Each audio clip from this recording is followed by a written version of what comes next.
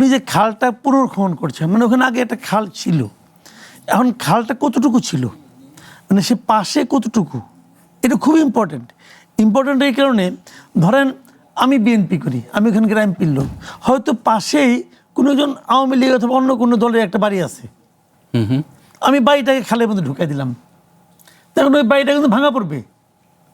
কাজে আপনাকে প্রথমত জানতে হবে, আপনি যে পুনর্খনন করতেছেন এই খালটার আগে কতটুকু খাল ছিল, মানে খালের আয়তনটুকু কতটুকু, পাশে কতটুকু। তা না হলে এখন কিন্তু নানা ধরনের পলিটিক্স হবে, যে বলবে তোমার বাড়ি তো খালে পড়ে গেছে, এই তোমার বাড়িতে আমি ভেঙে ফেলাবো, টাকা দাও, কিছু টাকা নিবে নিয়ে তোমার বাড়িটা আমি বাঁচিয়ে দিলাম, আবার ওইখান থেকে বাঁকায় নিয়ে যাবে।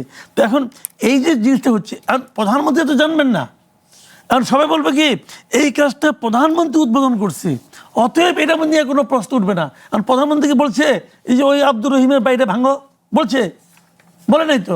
তাহলে প্রধানমন্ত্রীকে দেখাইয়া যত আকাম কুকাম আছে সব এখানে করা হবে এখন। তো আমার কথাটা হলো কি, একটা ভালো কাজ এভাবে নষ্ট হয়, মতলবটা খারাপ।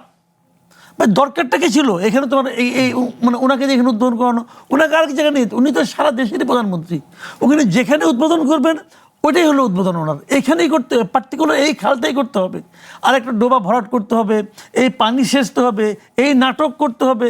ভাই দরকারটা কি? এই নাটকের পেছনে আরেকটা নাটক অপেক্ষা করতেছে, আর একটা না আরও একাধিক নাটক অপেক্ষা করতেছে।